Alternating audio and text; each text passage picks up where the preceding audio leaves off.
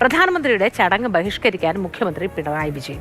പൊതുമരാമത്ത് വകുപ്പ് മന്ത്രിയെ വിളിക്കാത്ത ചടങ്ങിലേക്ക് മുഖ്യമന്ത്രി എത്തിയേക്കില്ലെന്നാണ് വിവരം.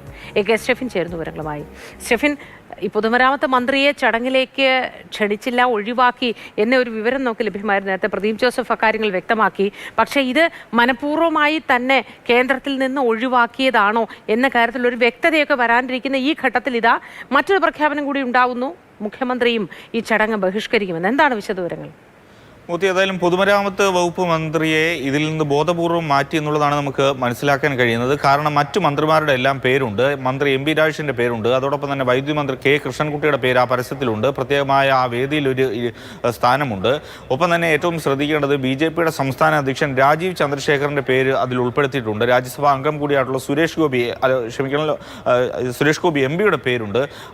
അവരെ എല്ലാം തന്നെ ഉൾപ്പെടുത്തിയപ്പോൾ മന്ത്രി മുഹമ്മദ് റിയാസിന്റെ പേര് ഈ പട്ടികയിൽ ഒന്നും തന്നെ ഇല്ല. അതുകൊണ്ട് തന്നെ പങ്കെടുക്കേണ്ടതില്ല എന്നൊരു നിലപാടിൽ തന്നെയാണ് മുഹമ്മദ് റിയാസ് ഉള്ളത്. സംസ്ഥാന സർക്കാർ തുടക്കം മുതൽ തന്നെ ഈ ദേശീയപാത വികസനവുമായി ബന്ധപ്പെട്ട് പറയുന്നത് 5000 കോടി രൂപ സംസ്ഥാന സർക്കാർ ചെലവഴിച്ചിട്ടുണ്ട്. പ്രത്യേകിച്ചും ഭൂമി ഏറ്റെടുക്കലുമായി ബന്ധപ്പെട്ട് രാജ്യത്ത് തന്നെ ഈ ഭൂമി ഏറ്റെടുക്കലുമായി ബന്ധപ്പെട്ട് ദേശീയപാതയുമായി ബന്ധപ്പെട്ട് ഈ പണം മുടക്കുന്നതിൽ ഒരു സംസ്ഥാനം കേരളമാണ്. കേരളം മാത്രമാണ് അത്തരത്തിലൊരു സമീപനം സ്വീകരിച്ചത്. 5000 കോടിയിലേറെ രൂപ സംസ്ഥാന സർക്കാർ നൽകുമ്പോൾ പ്രത്യേകിച്ചും പൊതുമരാമത്ത് വകുപ്പ് മന്ത്രിയെ ആ പരിപാടിയിലേക്ക് ക്ഷണിക്കേണ്ടതായിരുന്നു. പ്രത്യേകമായി അദ്ദേഹത്തിന് ഒരു പരിഗണന നൽകേണ്ടതായിരുന്നു. അതുണ്ടായിട്ടില്ല. അതുകൊണ്ട് തന്നെ മുഖ്യമന്ത്രി മറ്റു മന്ത്രിമാരും ഒന്നും പങ്കെടുക്കില്ല എന്നുള്ളതാണ് നമുക്ക് ഈ ഘട്ടത്തിൽ മനസ്സിലാക്കാൻ കഴിയുന്നത്. മന്ത്രി MP രാജേഷുമായി അല്പം മുമ്പ് ഫോണിൽ സംസാരിച്ചപ്പോഴും അദ്ദേഹവും പറഞ്ഞത് ഈ പരിപാടിയിൽ ഏതായാലും പങ്കെടുക്കുന്നില്ല എന്നുള്ളതാണ്. മുഖ്യമന്ത്രി എന്തായാലും ഇപ്പോൾ തിരുവനന്തപുരത്ത് തന്നെ തുടരുന്നു. കൊച്ചിയിലേക്ക് ഇതുവരെ ഏതായാലും പോയിട്ടില്ല. കൂടിയാലോചിച്ചെടുത്ത ഒരു തീരുമാനമാണോ, അങ്ങനെ ഒരു ആഹ്വാനം നൽകിയതാണോ?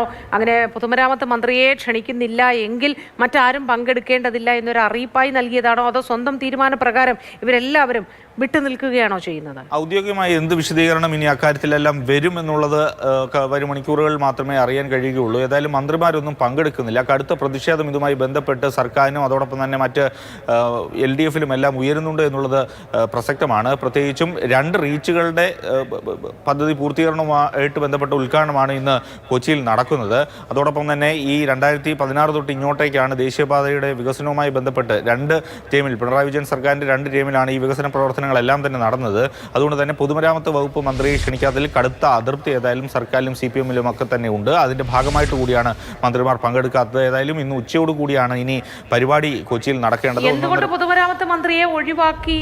ആ ഒരു പ്രോട്ടോകോൾ ലംഘനം എന്ന തരത്തിലൊക്കെ നമുക്ക് പ്രതികരണങ്ങൾ നിരവധി വരുന്നുണ്ട്. അങ്ങനെ എന്തുകൊണ്ട് ഒഴിവാക്കി എന്നതിൽ ഒരു വിശദീകരണത്തിന്റെ ആവശ്യവും ഉണ്ട് ഈ ഘട്ടത്തിൽ, അല്ലേ സ്റ്റെഫിൻ? തീർച്ചയായിട്ടും. എന്തുകൊണ്ട് പൊതുമരാമത്ത് വകുപ്പ് മന്ത്രിയെ ഈ പരിപാടിയിൽ ക്ഷണിച്ചില്ല, അല്ലെങ്കിൽ അദ്ദേഹത്തിന്റെ പേര് എന്തുകൊണ്ട് ഈ പരസ്യങ്ങളിലെല്ലാം തന്നെ ഉൾപ്പെടുത്തിയില്ല എന്നുള്ള കാര്യത്തിൽ ഒരു വ്യക്തത ഇനി ഏതായാലും വരണം. കേന്ദ്ര സർക്കാരിൻ്റെ ഭാഗത്തു നിന്നും അല്ലെങ്കിൽ ഒരു പ്രതികരണം വരേണ്ടതാണ്. കാരണം മന്ത്രി MP രാജേഷിൻ്റെയും അതോടൊപ്പം തന്നെ വൈദ്യുതി മന്ത്രിയുടെയും എല്ലാം പേരുണ്ട്. അതോടൊപ്പം തന്നെ കേന്ദ്രമന്ത്രി ജോർജ് കുര്യനുണ്ട്. അതോടൊപ്പം തന്നെ കേന്ദ്രമന്ത്രി സുരേഷ് ഗോപിയുടെ പേര് പട്ടികയിലുണ്ട്. BJP സംസ്ഥാന അധ്യക്ഷൻ കൂടിയായ രാജീവ് ചന്ദ്രശേഖറിന് പ്രത്യേകമായി അദ്ദേഹത്തിൻ്റെ പേരുണ്ട്. മുഖ്യമന്ത്രിയുടെ പേര് സ്വാഭാവികമായിട്ടും ഉണ്ട്. എല്ലാവരുടെയും പേര് വെച്ചപ്പോൾ പൊതുമരാമത്ത് മന്ത്രിയെ മാത്രം ബോധപൂർവ്വം ഒഴിവാക്കിയതാണ് എന്നുള്ളൊരു ആക്ഷേപമാണ് ഇപ്പോൾ ഏതായാലും ഉയരുന്നത്. ഇനി ഏതായാലും കൂടുതൽ വിശദീകരണം അക്കാര്യത്തിൽ കേന്ദ്ര സർക്കാരിന്റെ ഭാഗത്തുനിന്ന് വരേണ്ടതുണ്ട്. ഏതായാലും മന്ത്രിമാരൊക്കെ ഈ ചടങ്ങ് ബഹിഷ്കരിക്കുകയാണെന്നാണ് പറയുന്നത്. ഇക്കാര്യത്തിൽ ഒരു വിശദീകരണം ഇവരുടെയൊക്കെ ഭാഗത്തുനിന്ന് വരും. രാഷ്ട്രീയപരമായി ഇതിനെ കാണണോ, മറ്റെന്തെങ്കിലും സാങ്കേതികമായി ഈ റോഡ് നിർമ്മാണവുമായി ബന്ധപ്പെട്ട കാര്യത്തിൽ പൊതുമരാമത്തിന്റെ സഹകരണവുമായി ബന്ധിപ്പിച്ച് എന്തെങ്കിലും പ്രശ്നമായിരിക്കുമോ? ഈ കേരളത്തിൽ നിന്ന് ഈ ലിസ്റ്റ് നൽകിയത് ആരാണ്?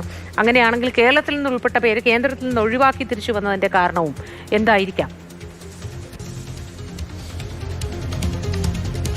ഇനി ഏതായാലും പട്ടിക ഈ പേരുകളുടെ പട്ടിക കേന്ദ്ര സർക്കാരിന് നൽകിയതാണോ, അല്ലെങ്കിൽ അതിൽ നിന്ന് എങ്ങനെയാണ് ഒഴിവാക്കപ്പെട്ടത്?